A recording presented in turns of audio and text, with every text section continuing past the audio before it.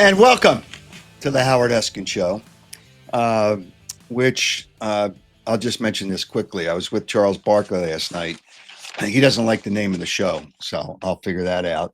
Not that what Charles says is right. Actually, he just says whatever he wants to say, whether it's right or wrong. But anyway, welcome to the Howard Eskin Show.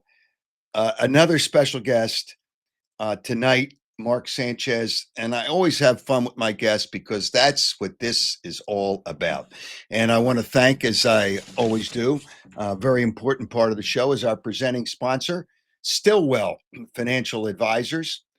Stillwell Financial Advisors. Jeff Stillwell does a great job.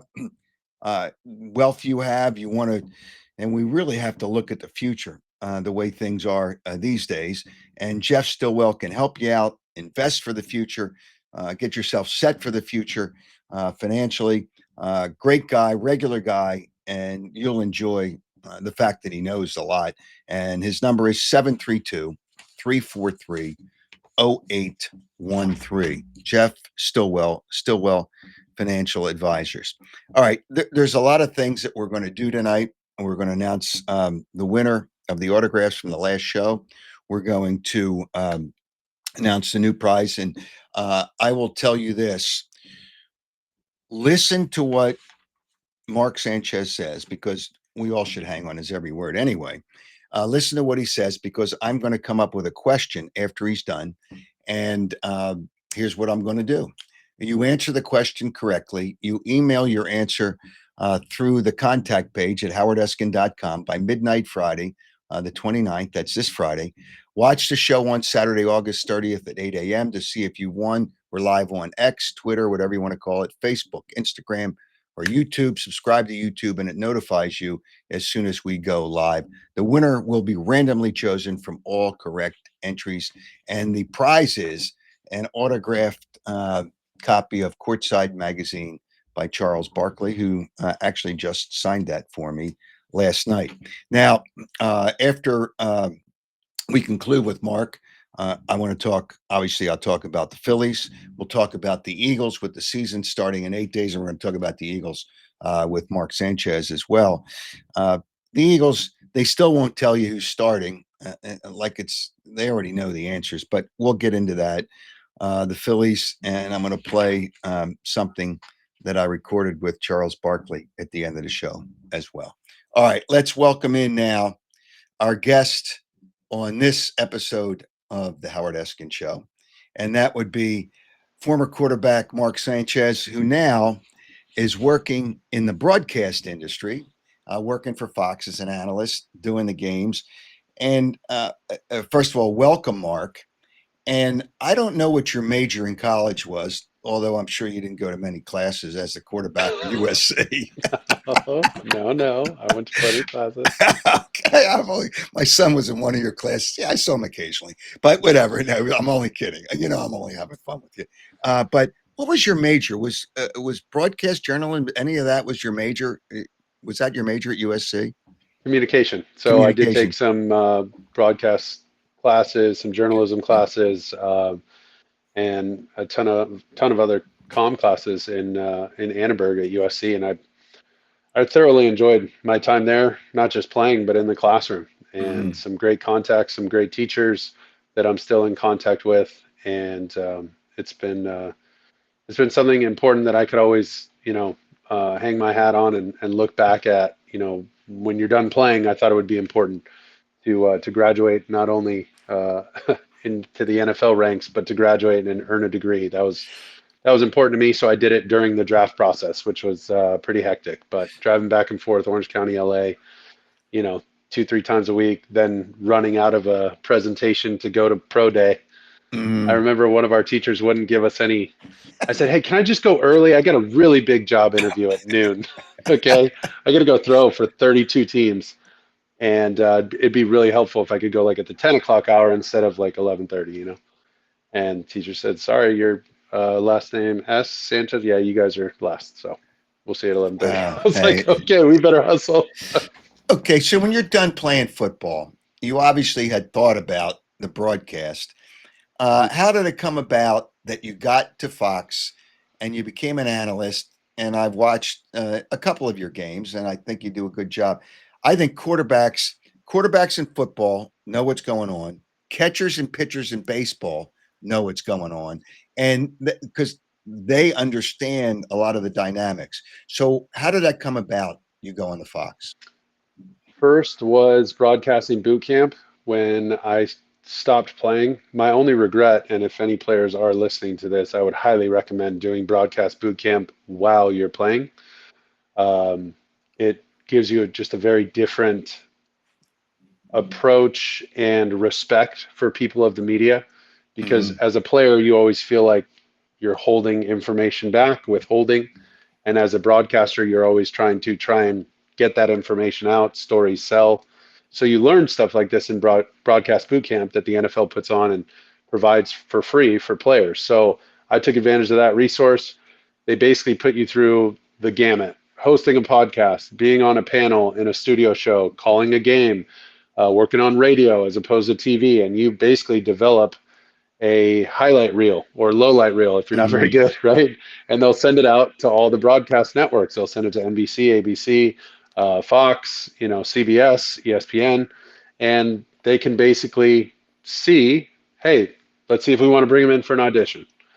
And ESPN brought me in for an audition. Fox, CBS. Fox was going to have me call college games, I believe, from the start. CBS was still kind of on the fence, and then ESPN said, "Hey, we got a college show on ABC with Jonathan Vilma and Kevin Nagandi."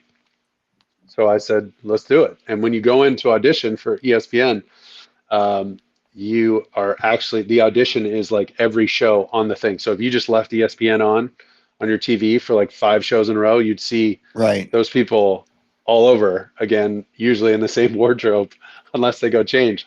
But I had to do that, and that was the audition. It was exhausting, and there was only like one taped segment. The rest is just, hey, you're on national TV, go and give me an opinion.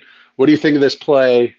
What's their next step? How does this franchise turn it around? And you're like, whoa, this is a lot of work, Okay, so and here's a tough part for some athletes, especially when you first get in. mhm, And even I learned, and I wasn't playing for a team when I first did. I went to TV after I did sports talk radio before WIP, and I was always worried about offending somebody. yeah, And somebody said, "Just be yourself and tell the truth. The truth will set you free." But for an athlete, it's hard because you never wanted to get criticized. yeah, of How course not. tough is it when you're in the booth and you see something that you know wasn't right and it was a mistake or it was done not well enough? How tough was it for you at the beginning? It is very difficult. And I've been on the receiving end of former players. Oh, you can't make that throw into double coverage. Oh, you can't do that. Meanwhile, these people have done the exact same mistake. So, yes, I understand how things are supposed to go and how things can go a little sideways at times as a player. Well, I think as the broadcaster, it's important that any criticism I say on air, I'd be comfortable saying in front of the person. I'd be comfortable saying to their family, which is uncomfortable at times. Yep. But you criticize the performance, not the player. Nothing personal about the player, whether you like him or not. You might think he's a, you know, Jerk. trash of a person, Yeah. Right. but he's a hell of a ball player, and we're talking about ball players on this production. So I need to judge his performance as a ball player, not whether he's whatever. So that's part of it. That's like rule number one. And rule number two is if I can frame it in a way of what I'd like to see from this player, Right. right? Because one of my biggest pet peeves, it really, really bothers me, Howard, is when, oh, this guy sucks. Well, hold on. We got a couple thousand of these players in the world, I number know. one. None of these Right. guys suck. Okay, let's just start there. These guys are top of their profession at what they're doing, and some guys happen to be better than others. That's fine. That's why there's a Hall of Fame, and there's a Hall of really, really good. Okay, so Yeah. cool. But okay, what would I have liked to have seen? How was the play intended to work? Give me the why, give me the how. That's pretty much my job, right? The partner that I'm with, the play-by-play guy, their job description is the who and the what. Okay, what's the situation? Who's playing? Right? What down is it? Blah, blah, blah.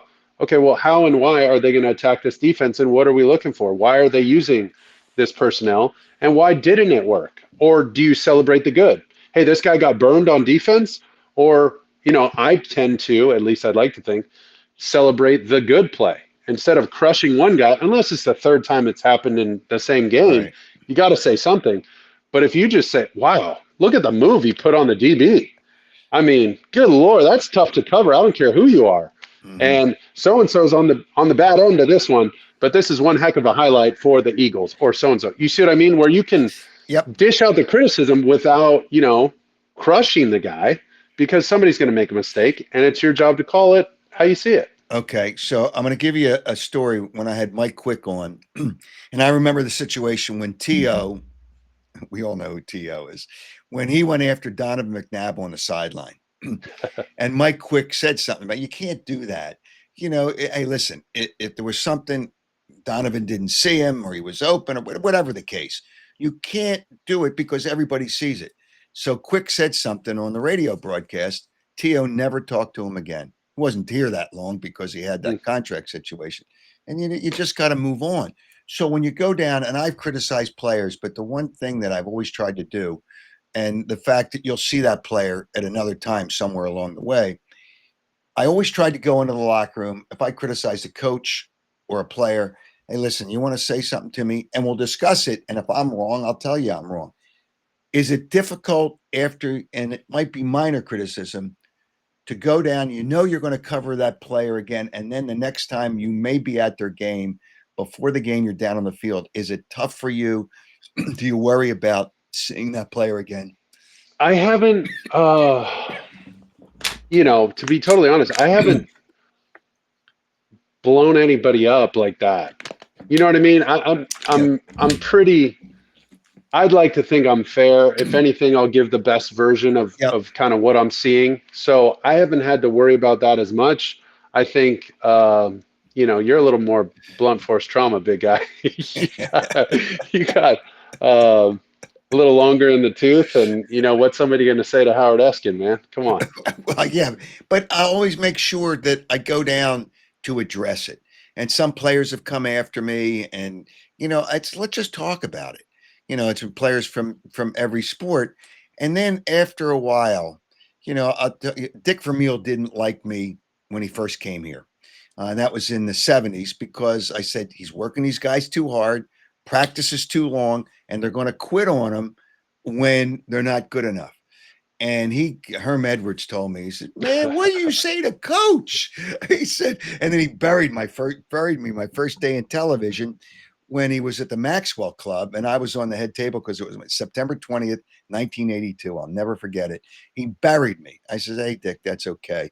And then he got to know me, and he said, "You know what?" He realized I was just doing my job. Yeah.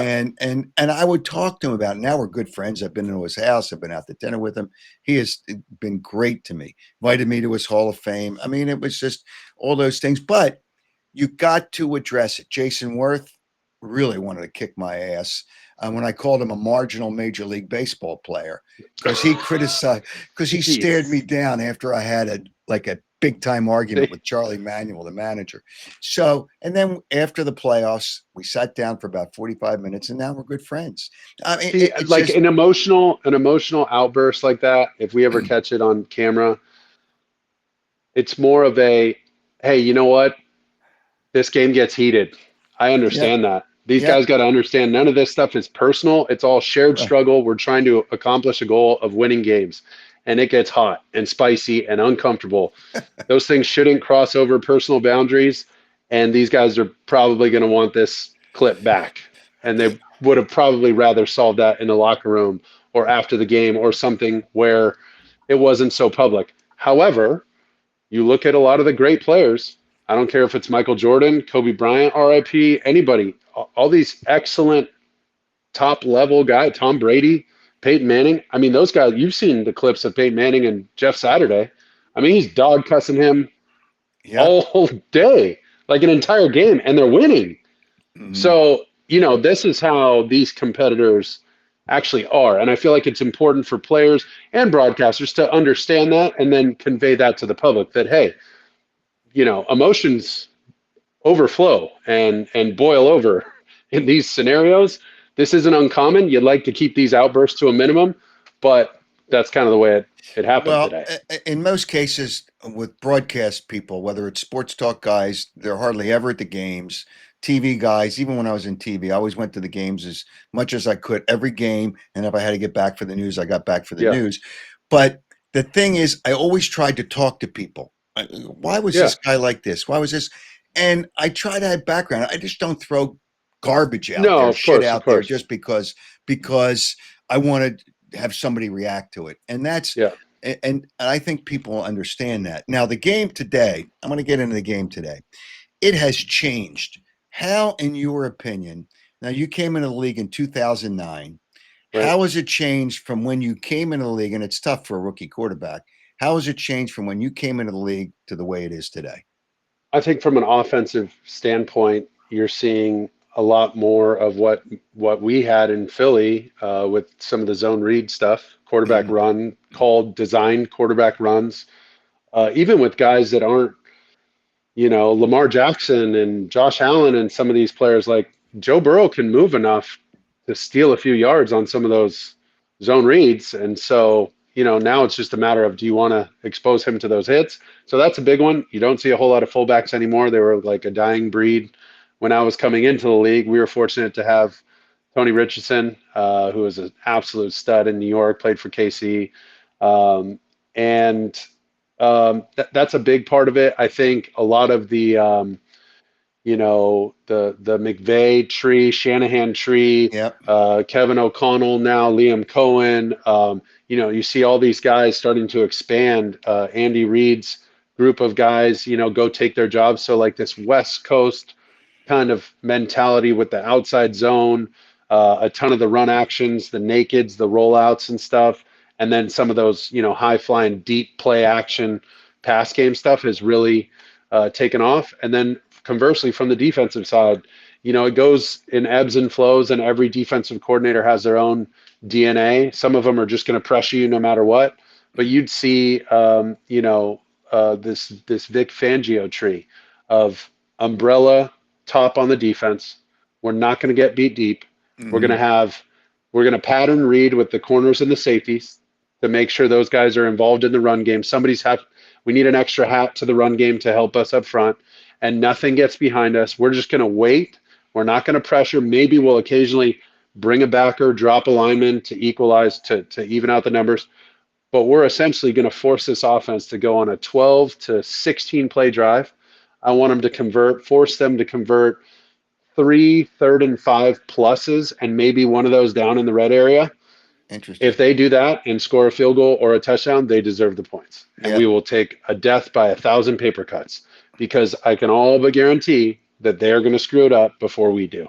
If we play like this, if we truly commit to this style of play, If and you it's force and the it's quarterback to throw a pass, that's exactly where the right, turnovers. exactly Yeah. right. Get them into a long. They have 4 different sets of 4 downs. Good. Let them throw it. Get them into second and long. Get them into third and long. Let's make one of these guys screw up, and we'll be the benefactor of that. The quarterback position has changed too because now coming out of college, I don't want to say if you get to the NFL, you're athletic anyway, but you're athletic in different ways. But Mhm. these guys, there's a lot of runners. Do you like that part of the game where it's one thing to be able to elude pressure, but it's another thing to be and some quarterbacks are classified as running quarterbacks. Some are, and some really aren't. They're just like Patrick Mahomes does Right. not run that much, but He's he elusive. he elusive and he buys time. Yeah. So do you see the way the quarterback position is played being different now than it used to be? Well, I think now the elusive quarterback is almost assumed. It's almost like a prerequisite. Where Right. before it's like, oh, he's elusive. This is nice. He's not just a pocket passer or a statue back there. Well, then you get these guys who can really move. And I'm telling you, just numbers wise, when you add the quarterback into the run game for a defensive coach, Hmm. I mean, it can just cause so many problems and keep you up every night of the week just trying to figure out how we're going to get an extra hat on the quarterback. Because if he keeps the ball and we get caught, we're going to give up some major field position here, or perhaps a big explosive play, and then we look like idiots. And it's really hard to do. So once he becomes that extra guy that's not, that's numbers advantage for the offense, it's a problem. So the difference between elusive and then actually a capable runner, right, a Right. ball carrier, those are two different distinctions. And then the pure pocket passer, I think, is really starting to go away, which It's a shame because it's wild. that's a fun part of the game for fans because Yeah, you'd rather see passing than running. I mean, I know no Saquon doubt, Barkley no was doubt. terrific, but nonetheless, it's just more exciting with a great catch and you're 3rd and 7 and you hit a pass for 11 And yards and you get the a game first down. seems to always come down to that, right? You get down to those final four teams, those final four defenses are so good. They're going to force you into those third downs and longs, Yeah. and you will have to drop back, do the most exhausting thing as a quarterback in the league. You will have to drop back, move off your spot slightly, Yep. go through 1, 2, and get to 3, 4, or 5. Throw an accurate ball into coverage away from a defender. That is the hardest thing to do. And if you force a guy to do it more and more and more, the chances of them screwing it up go up, unless you're Stafford and Goff and some of these guys that just have elite processing ability, and that's their secret sauce. They have to process fast because they can't run around. The guys who can run around aren't always forced to process and get to Right. 3, 4, and 5 because they can take off and run. So it's, what does your offense look like? How do you build it around a guy like that, knowing that at some point somebody's going to force you into one of those situations to drop back and complete a ball accurately with a defender on the guy who's NFL open, which means Yep. covered in a lot of other leagues. So that's where you end up gambling later in the year if you don't have a guy who can throw. All right. So the debate in here in Philadelphia, Pro Football Focus, whether you believe them and whatever, it's just I don't agree with everything that they put out there. But there's this debate, and it happens probably more in Philadelphia than other cities. The top quarterbacks and where does Jalen Hurts fall? Yeah. To me, it's all about winning games. I don't give a damn where he falls in the quarterback rankings. You win games. They won a Super Bowl. Stop with all this other nonsense. But if you had to look at quarterbacks and you had to break them down, let's say one, if you can get to 10, you get to 10. How would you look at the quarterbacks and rank them as Oh far as God. their ability? I know. Well, it's either On Josh the Allen or spot. Patrick. Well, wait a minute. It's either Josh Allen. I didn't. It's kind of. I just thought about that because of the Jalen Hurts thing. It's either Yeah. Josh Allen or Well, Patrick what did they Mahomes. rank? What is he ranked according to them? Well, I think Because he's what, he didn't throw for what, 3,000 somewhere yards? That's between part of it. six. Yeah, somewhere between 6 and 9. Somewhere between Okay. 6 and 9, which I think is fair. I mean, He's top his 10. his touchdowns. I mean, 8 of them are tush pushes, so you can't really. You say, oh, Sure. combined for passing and rushing touchdowns. Those rushing touchdowns are irrelevant with that play. But I would think Josh Allen or Patrick Mahomes has to be number one. Then you got Burrow, right? Uh, I somewhere still in the have next. Stafford and Goff up there. Okay, it's interesting you say that. If Stafford's healthy, I think the Rams are going to have a really good year this Oh, they year. look nasty. Yeah, That's a and I good love their group, man. coach. I love their That's a. coach. They had y'all in the ropes in the Yep, snow. They have yep. no business being in that game, No, I know. It's and they like. I thought they were going to win. I thought they were going to steal one. I really, really did. As the game was developing, I'm like, oh my god. Unless Saquon does something crazy, and there he went. But still, like that was they had him, dude. That was crazy. I know, and they really are good, and I think they're going to be good again this year. The one, I guess, if there was a criticism, and he's gotten better, Jalen Hurts, is he didn't go through all his progressions. Now, I know you didn't do that many games with the Eagles. He didn't get to his progressions, whatever way a quarterback terms it, and that's where he's gotten better. And the other quarterbacks seem to be able to get through their progressions, and it's an innate ability, I'm sure, with a quarterback, right, to Yeah, I do think that. some of it's natural and just Right. your, ability to handle those Hmm. situations, but some of it can be improved. You can, I might not be the best singer in the world, but with lessons, I can make myself the best version of a singer that I could possibly be, I guess, right? So it's no different than getting live reps at progressions. And the more times he does it, the better he's going to potentially be. I think some of the things you're talking about, a lot of the progression issues get erased when the very next play you make a big play, whether it's with Right. your legs or with your arm, because there were a couple situations in games that we called for the Eagles where you have the 3rd and 3 and you're like, oh man, he had Devontae Smith. And I remember breaking down one of the plays on like a little shallow route and no dice. And they came back and ran almost an identical play, similar play, and he gets one-on-one on the outside, and it's a 4th down, and boom, there goes dropping the bucket to AJ Brown. So yes, those two things can exist at once. Yes, he missed the progression on 3rd down, but yes, he also threw an absolute dime on 4th down. So what are you going to do? Are you going to criticize the process or the result, or what are you going to focus on? I think that's where, with a new coordinator going through all the clips from the year before, how do we improve on these? Because if I don't need that 4th down throw because we converted getting to number 3 in the 3rd down progression, then maybe I'll save that one for later when we really need a throw. You know what I mean? Like if we Yep. don't have to bail ourselves out right now on 4th down, let's just convert the 3rd down. Just take the first conversion possible. So I think that's where his game can potentially elevate. And then also when you have a back that rushes for that many yards, plus you add to the run game, plus you have the O line you're going to have, yeah, of course, you're not going to throw for that many yards. So what? Dude's got a fat ring on his finger, and I'm envious. So Yeah. I got The no issues with the their Eagles formula to win. That's their formula to win. the Eagles coaches, I know, they want to keep them between 21 and 23 passes. The more passes, and that's where I know Joe Flacco's got a great arm, and it's amazing. He's starting again, but he turns the ball over too much. Or maybe they were playing from behind all the time. But whatever the case, and I like Joe. Joe's from the area here as well. But when you only throw 21 to 23 passes, there's less chance for turnovers. So Sure. as long as Saquon can run it and you can keep the ball on the ground and you put the ball up in the air less, it obviously cuts down. The Eagles didn't have a turnover in the playoffs, which is absolutely amazing that they didn't have a I mean, turnover.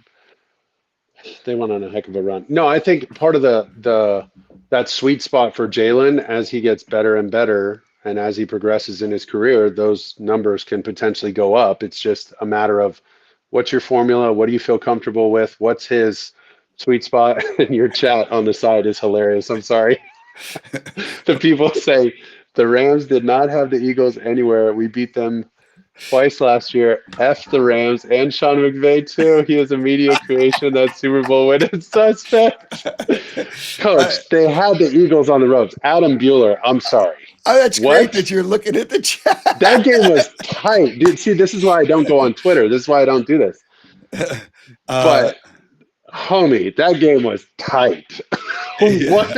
I don't And know there what was game no you watched. question. There was no question. It's just games. A lot of times when the Eagles got to the Super Bowl, they were down 7-0 to Minnesota. That was in Super Bowl 52. And then was it Patrick? Was it Robinson? Was that the DB's name? The guy in the secondary. He Oof, got you an got me. interception for a touchdown, and it turned the whole game around. Yeah, I mean, So things turn it around. that's so funny. The Sorry for Rams the are good. sidebar. I saw that No, come up no, and I was that's just like, great. what? I'm glad.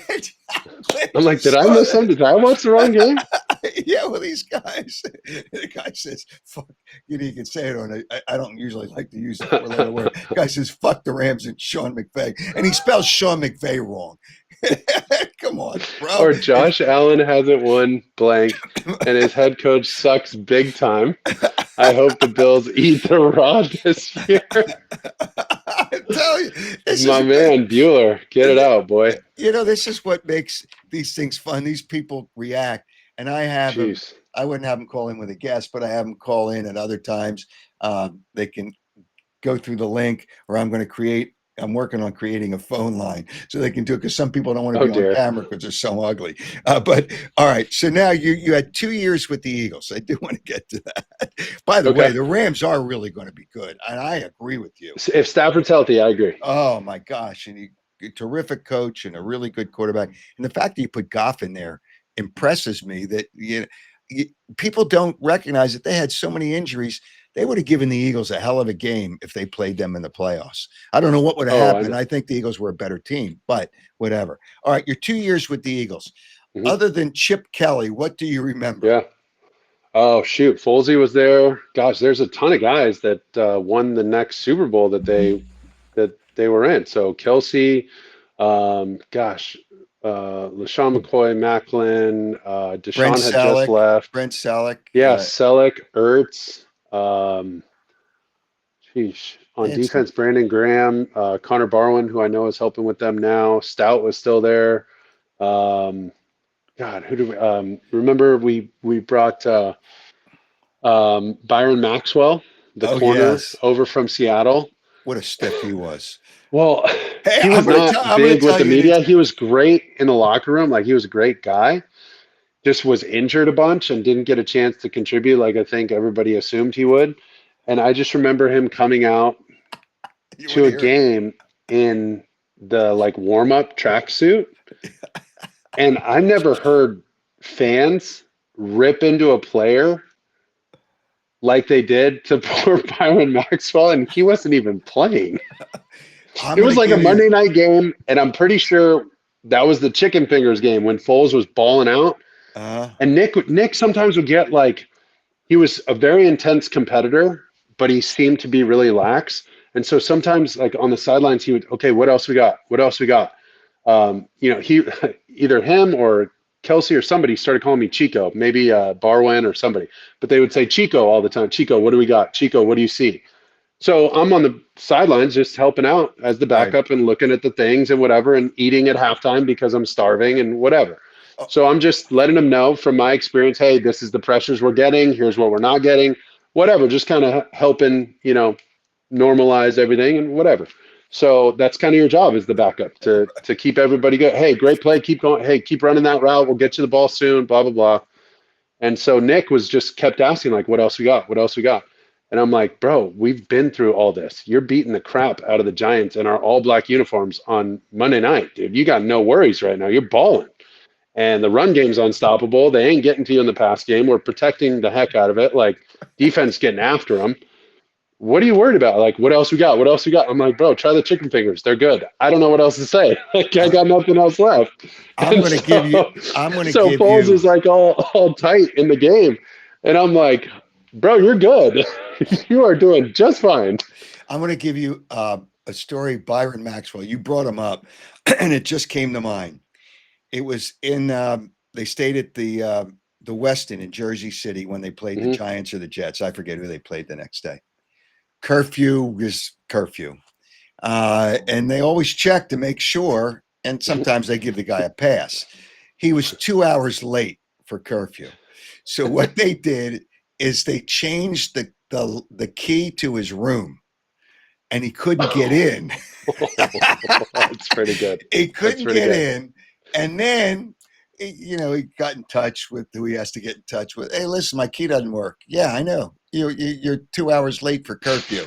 All right. Well, I need to get into the room. He says, no, you're going to have to go down and get a room. And he had to put in for a room and pay for it. He paid for his own room, and they didn't unlock his room until the next morning when they were ready to leave for the game to get his Oh my stuff. God. That had to be after I was gone. Yeah, probably.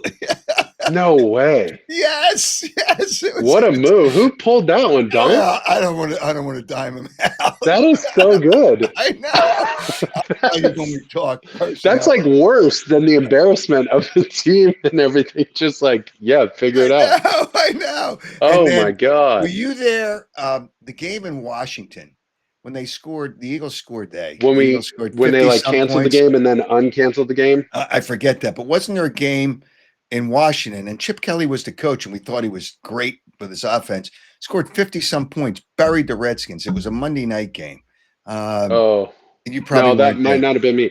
No, we did set a completion record or yards record or something for the You came franchise at into one Chip point in Kelly's. Washington.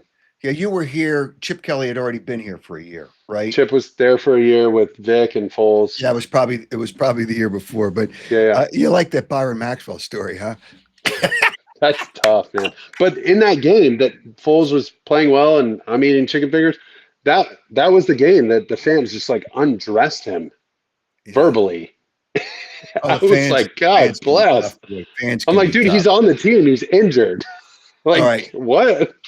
So there's another question I had before you came on when we promoted the show, and somebody said, "Ask Mark about the AFC Championship game 2010. I think you had 3 touchdown passes. You beat the Patriots in the AFC The Championship. divisional, the divisional. Oh, the divisional in 2010. What do you remember about that game? Slow start. Very slow start. The first quarter took like an eternity. We couldn't get anything going on offense. They couldn't get anything going on offense. We picked off a screen. I want to say Dave Harris picked off a screen from the Mhm. linebacker position of Brady, and he takes it all the way down to like the 15 or 20-yard line or something like that. Should have scored. I mean, unhitch the trailer, Dave, please. But regardless, we couldn't do anything on offense, and I want to say we missed the field goal because I think we ended up winning Mhm. 28-21 and just scored 4 touchdowns. I think we missed the field goal. So it was a first quarter like they're playing like dog crap, and we are not taking advantage of it. We're just watching it happen. We got to figure this out. Jericho Cotchery had a big play. Braylon had a huge play on a scramble. And then there was the throw in the back of the end zone to Santonio, an early one to LaDainian Tomlinson. LaDainian Tomlinson reran a counter off this like little bunch play. Right. And LaDainian had gone in the past like towards the flat and then cheated inside. And this time we motioned him up and just basically foot race to the front pylon between him and a linebacker. And the backer was going to have to fight through trash. Well, I took the snap from under center because I was more comfortable under center and ripping back on like a quick 5-step Uh drop huh. from like the 3-yard line. Usually we'd practice this from like the 4 or 5, and we called it from I think the 3. So I knew I had to get back so fast and flip my hips around, and I just fired this rocket at him. And as soon as it came out of my hands, I literally thought, "Oh shit, that was way too hard." Yeah. And dude, he makes an incredible catch. It's in front of him, but it is hot. He catches that ball. Whew, a little bit of the nerves kind of shake him off, Yeah. and we're in a ball game. And then they all out pressured us. We hit Braylon for a touchdown. Then Sean Green scores his last touchdown, and then that Yeah. was it. But it was tight, man, early, and we couldn't afford we just couldn't get it going. And slow starting game. That was the AFC Championship game the next week where we were so slow out of the gates against Pittsburgh. Oh, okay. So All right. There's another comment here, and it's Patty. Great interview. Mark was really good, or is really good. I didn't love him as an Eagles quarterback. It's okay. You were only here 2 years, but he is clearly very articulate and educated. Is that USC wow, education? must be. I mean, loose usage of educated, but I'll take it. Thank you, Patty. And maybe you don't remember that awesome Thanksgiving game in Dallas. I don't think it was that Oh bad while I yeah. was there. No, yeah. Well, the first You don't year, remember that? That was when Aaron Andrews, after the game for Fox, said, "Hey, what's up? How does the post game?" And I just said, "Hey, big start on Thanksgiving. I'm just trying not to run into any of my guys." yeah, And I she do remember that. laughed. I do remember Half the that. people didn't get it, but Well, the most of them first did. year, I think you started. Did you start 9 games? The first year you were with the Eagles, I Yeah, think you something like started. that. I came in against Houston. Yeah, it's just Yeah. it really is Yeah, that amazing. was the game against Houston. The first play was like a 40-yard pass to Macklin. He Coach brings me in, calls Dover or Dolly, like the deep post with the deep cross, like deep play action. I'm like, God bless you, got me coming off the bench shooting 3-pointers. Yeah, Holy cow. that's great. All right, so I'm going to go through a couple more things here. Um, the I know you enjoy broadcasting, so I won't even ask you about coaching. You can stay in broadcasting forever. Coaches, you're going to get fired. Uh, the teams in the league you already identified, assuming that Matthew Stafford stays healthy. The Rams are a contender. Yep. Detroit's a contender. Uh, The Eagles, obviously, a contender. Who else do you identify as a contender? Let's just say the NFC. Yeah, NFC in the South, you got to look at Tampa. I think they've had a pretty good handle on that division. The West, we said the Rams. NFC North, that's a tricky one. They got three really good teams in there, and then who knows what Ben Johnson does with the Bears. Yep. So Green Bay, um, Eagles play yeah, all these teams. Minnesota again, They play all those teams. and Detroit. I mean, That's what's tough for the Eagles. I yeah, that's think going to they're going to be. be. I think they're going to be 2-2 after the first four games. Now, last year they were 2-2, and these morons on the air were ready to fire Nick I remember Sirianni. this. I remember Oh this. my This was the God! calm down thing. Yeah, Yeah, yeah, yeah, right. And they wanted Belichick. Give me a yeah, break. yeah, yeah, yeah. It's just. But Todd Bowles always finds a way Yeah. to his defenses against Jalen Hurts, and they play them the fourth game. Kansas City the second game. They'll beat Dallas because they always suck. Kansas City the second game. I said it. Kansas City the second game. The Rams are here, so they get a break Yeah. by playing the Rams here, and then Tampa and Tampa, and then they play Denver here, and Denver's going to be good. I think. I think Sean Payton has done a really nice job with Denver. Yeah, We'll we see. have them out of the gate, their home opener, week one. Oh, you do? And that's an interesting group, because the quarterback, a little bit like Philly, is a part of the run game. Bo Nix, had 400 plus, 500 plus yards last year. So I think he's an interesting player. I think the addition of Ingram, how they're going to use him, what they're going to do at running back to be, a stable of backs. I love Yep. the Sutton kid, and then their defense. They paid the cornerback for a reason. They paid Zach Allen for a reason. He's finally found a home after being in Arizona. I mean, that's a legitimate pass rush with Benito and all those players. They got some they got some guys, and they're making some noise. And the biggest issue in their own division is the Chiefs, of course. Yeah, and that's in the AFC. But in the NFC, I think Washington, that quarterback, Herm Edwards, who had him when he was a coach at Arizona State for a couple of years, he loves Daniels, and I think he's really good. Now it's his second year, and that's a tough Yeah. year, but Washington could give him some trouble.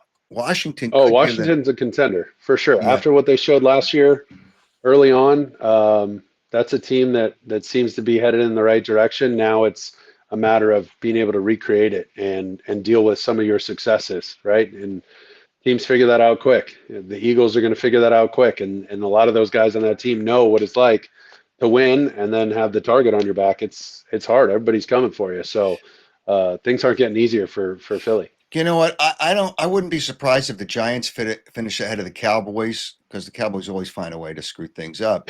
But it's just, and you're not going to have to say anything. I'm going to say it. Dak Prescott has so many catch-up yards. It's a joke, but that's another story. All right. But the Giants, I don't know how good Dart is, and I don't know when he's going to start. Uh, Yeah, that's because tough. if he can kind of turn it around, I'm not. Russell Wilson's with the Giants now, right? I'm not a Russell Correct. Wilson fan. I'm not a Russell Wilson. I I got a mean, he story seemed about to him too. he He held up the let you say plane that. going back to Seattle because he didn't like the food. So they had to go out and get the food he wanted, and they didn't take off to go back to Seattle from it's just come on. His own office. You had your own That's office, didn't you, when you were a quarterback? I did not. Okay. Worked out of Okay. the quarterback room. Yeah, right. But yeah, I'm curious. They saw plenty of them in the preseason Yeah. to know that Jackson Dart is capable, right? He could handle it now. I think him personally, and I think this is a bigger conversation about when do you start a guy and when do you sit a guy. Depends on how much leash the head coach has number one, how much runway he's got, and is the team ready? Is the player ready? Me starting for the New York Jets in 2009 wasn't that crazy. We had a veteran team. Everybody else knew what was going on. I could just kind of fit in, follow orders, and hopefully progress a little bit. By year two, we were doing a lot more. By year three, we were doing a lot more. So that position will evolve and grow. The problem is if the team's not ready for it around him. I think the defense might be ready for it. I don't know if that offense is prepped for a rookie All quarterback right. So if the in New York Eagles aren't the team that goes to the Super Bowl from the AFC, from give the me NFC. 3 teams that you think that gives you some leeway. 3 teams you think could get to the Super Bowl if it's not the Eagles. I'll So couch it three that other way. NFC teams. Yeah, three other NFC teams. Ooh, Well, you'd choose have to say wisely. LA. You would assume the Rams, right? Yeah, it's all Stafford though. My fear with that, and this is not because of any insider knowledge or any kind of whatever, Right. just my read on the situation was it feels eerily similar to what the way they talked about Christian McCaffrey last year, where it was like this developing story, and then you get a little more info, and oh, by the way, he's missing the season. You're like, wait, what? So if that's the case for Staff, if he's out a good portion of the season, I just don't know if that's the group to do it. So do you think Detroit's back But in I the think in mix? a pinch, in 4 game stretch, I think Jimmy Garoppolo can win you 2 games, no doubt. Wow. So you put San Francisco. Where's Jimmy Garoppolo? Well, he's with the He's with backup. the Rams, yeah. Right. And All then right. San Fran, do they have a bounce back year? It's They're kind of tough and there. Detroit. If Detroit stays healthy, they're going to be. I think they're Two going new to. coordinators, that's a lot. Same head Oh, coach, okay. same quarterback, that helps. But So it's then tough. It's really the tough to second come up. year quarterback, who's technically like a rookie in McCarthy in with the Vikings. I mean, that's once again defense loaded, offense loaded. They're dealing with the suspension with Addison for a few games, but Who's I this mean, now? Jordan Addison Oh, with the Vikings. But still, I mean that's a team that's ready for a rookie quarterback or a young quarterback, somebody who's never played. yep. They're ready. They're plug and play almost, right? They're going to win games in spite of the quarterback potentially.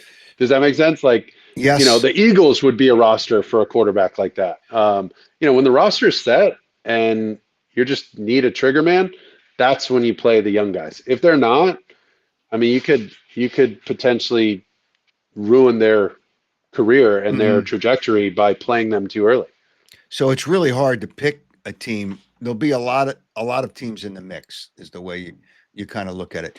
Your thoughts Yeah. on Nick Sirianni? I like Nick Sirianni. I think he's a good coach. Says nothing at news conferences, but he's programmed to say nothing, which is sad. I mean, I like somebody just throw us a bone once in a while. But what do you think of Nick Sirianni as a head coach? I think, listen, he's done an excellent job there. He's handled a tough media market and Yep. he handled it really his way. He chirped back a little bit and was just like, hey, are we running it enough for you? Are you comfortable out there? Like, Yep. this is what I do, man. I live and die for this stuff. I'm working my butt off to get these guys to play well, and I can appreciate that. I think he does it his own way. I think he's done a great job of finding the formula to win for each team that he's had, Yep. because it's been a little different, whether there is Saquon Barkley or not Saquon Barkley, whatever. But having that Super Bowl experience, I mean, they're right on the brink as well against in Arizona a few years ago against the Chiefs. That wasn't a blowout. That game Yep. was right Yeah. there. Yeah. And so that's where you can judge a lot of these coaches and players. Like, are they having success with multiple players? And how many shots on goal do they get? How many shots in the Right. playoffs? How many shots in Super Bowls, championship games are they really giving their players an opportunity to compete in? And he's right up there. So, it's hard to argue with that level of success. Now, it might not be everybody's favorite way of hearing about it, and we don't get enough in the press conferences, or he chirped back at us.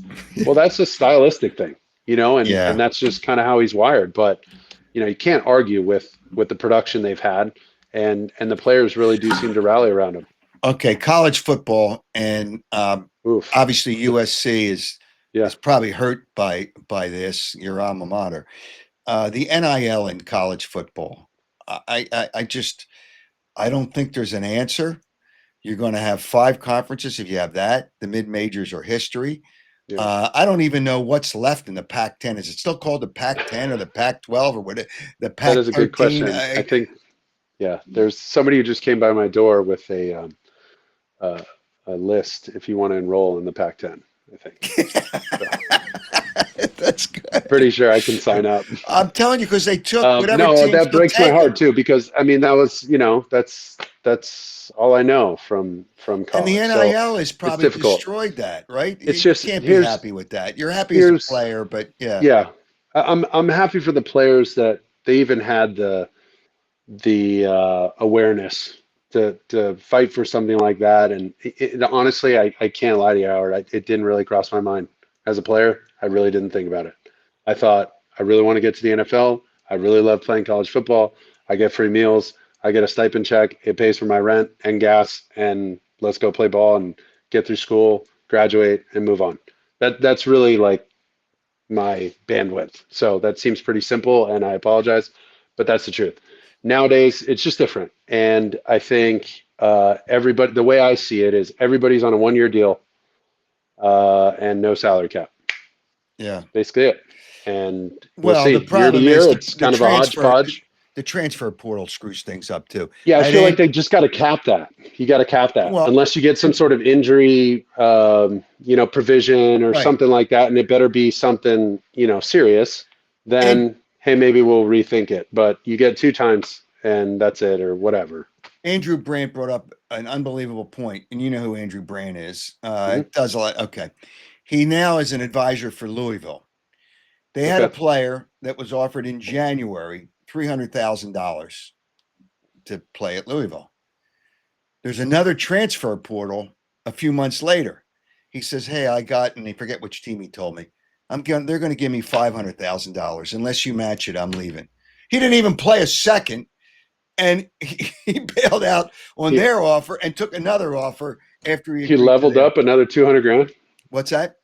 He leveled up another 200 grand. Yeah, yeah. It's pretty good. That's pretty quick math by me, but that's pretty good for the kid. USC. That's what it was. Okay. USC. Hey, Um, do you know what your first Eagles game is? I don't yet. I only have my Okay. first four games. All right. But anyway, I think you've taken really, really great strides, not good strides, great strides in the booth.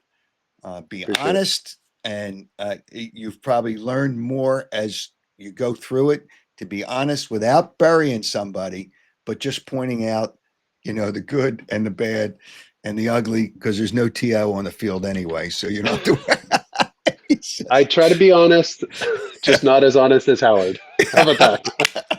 Well, hey, listen, I That's can't help my it. that's my spectrum there. Yeah, 0 but to Howard. Okay, stay away from the red Howard area. well, yeah, Tough. but I'm honest. I'm honest. The I'm truth. messing with you, man. I I'm know. messing with Hey, you. listen, I love you. I love that. I don't. You think I care about people busting my balls? The truth will set you free. I always believe that the truth will set you free. Hey, Mark, I had a lot of fun, and that's what I do with these and the comments. I didn't bring up the butt fumble because I don't want to bring up that center. What's he backing up for? What do you do? Get pushed right into you? I'll make an excuse for you. How's that? I'll make an excuse for you. There you But go. I had so many Truth, great truth. comments here. Yeah. Hold it's on. Somebody said the pack too. Thanks a lot. Piling on. Rude. What it's about the Buckeyes rule college football? Okay. they might lose Relax, their first Ohio. game. They might lose their first game to Oh yeah, don't they Texas. play Texas? Yes. But Oh, who is that? Roy? Con fan? Cone fan? Okay.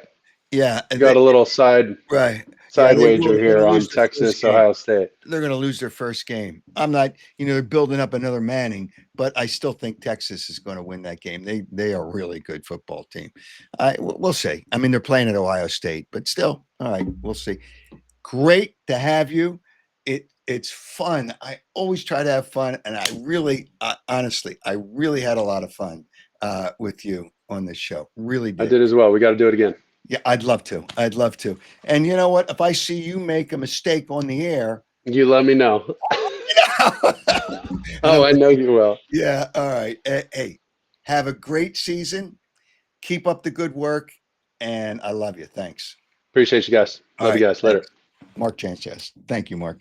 He is fun. He is fun. Uh, yeah, it's just see when you get to know guys, it's so easy. And I got to know him, even though he only played 2 years here. I really got to know him. I still want to play it. What I taped with Barkley last night, but let me take care of a few things here. First of all, and I'm going to tell you that Jeff Stillwell Financial Advisors, is an important part of this program. Jeff, thank you. And the people that work with you, I'm sure, thank you as well, because you know your stuff. Jeff Stillwell can help you with your future wealth. and your wealth right now to make it better in the future. 732-343-0813. All right, we have a couple of business things to take care of. Number one, we had a winner last week, the winner of the hat trick of autographs, of Ron Hextall, Tim Kerr, and Rick Tocchet when the Flyers were good. He answered the question. The question was, Mark Lawrence brought up a point. Um, the wise guy, who was the wise? The gamblers, they call them wise guys. They bet this team a lot. The wise guys bet them, and that was Georgia Tech. And Lewis, you had one of the correct answers, and you were chosen at random. Congratulations, and I will send that out to you. And I'll have the question briefly, but first I want to tell you about Audi Westchester. You can get a new 2025 Audi Q6 e-tron for $499 a month, or an Audi Q4 e-tron for $399 a month. You'll need $5,295 down for the Q6 and $4,156 down for the Q4, plus taxes, registration. I'm telling you, this is a great deal. The electric cars are on sale. There's a tax credit, not for a long time. Audi Westchester, you go to their all new facility. You'll have some fun checking it all out. 1421 Wilmington Pike. Don't wait. This special offer won't last long. 2025 Audi Q6 e-tron for $499 a month, or an Audi Q4 e-tron for $399 a month. And go to AudiWestchester.com. Piazza Property Pros. They're going to build stuff on your property. Look at this. The way they don't just do pools. Look at this. Piazza. They build an environment for you in your house, and they can do a great job. Piazza Property Pros can do it with 25 years of experience. Look how nice that is. It doesn't just have to be a pool. You can build out your property. 610-566-2608. 610-566-2608. Piazza Property Pros with 25 years of experience. They don't subcontract, whether it's building a pool, landscaping, pool maintenance. You saw what they can do with your property to make it really, really nice. Trust Piazza Property Pros. Or you can check them out. You got the number there, 610-566-2608. Check them out at piazzaoutdoor.com. All right. Let me give you, and I'm going to play Charles Barkley. He busted my what's, and I busted his. By the way, Saturday, Mark Lawrence will be on with us, and it's my 39th anniversary of the first sports talk show at then 610 WIP, although they don't care about their history. They ignore the facts. People remember 610 WIP. August 29th, 1986 was the first sports talk show there. I did it. We'll talk about sports talk radio, the good and the bad of what it's become or not become. And Mark Lawrence will take a look at the college football this weekend on Saturday. All right. The question that Mark had, and you really had to be paying attention. And he was so much fun that I'm sure you were paying attention. To win the Charles Barkley Autograph Courtside magazine, the question is, what is the game that Mark Sanchez remembered in his first year with the Eagles? What is the game that Mark Sanchez remembered? And it came right out of when I asked him to look back at the Eagles. He mentioned the game. You mentioned that game. And if you're one of the correct answers, submitting it to my website at howardeskin.com by midnight Friday, August 29th. We'll announce the winner on this Saturday, August 30th. It's going to be a fun show with Mark Lawrence talking about sports talk radio on my 39th anniversary of the first sports talk show in WIP. We're live on X, Twitter, Facebook, Instagram. Subscribe to YouTube, and you'll know when the show goes live. And it's easy enough to find on all the social media platforms, certainly on YouTube. And the winner will be announced on Saturday. All right, Charles Barkley. I just some simple questions. There's one question here that we'll deal with in the future. Was with Charles last night, and I asked him to give me a shout on the show, and of course he busted my balls.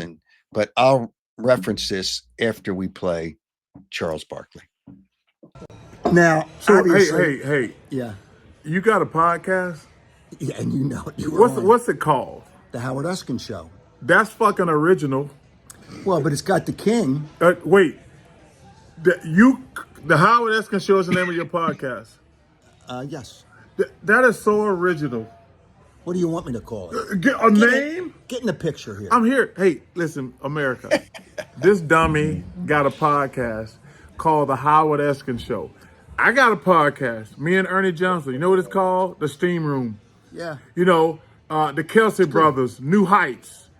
Everybody's got a name. And you coming with the lame ass. Okay, so all right. So what would you name it?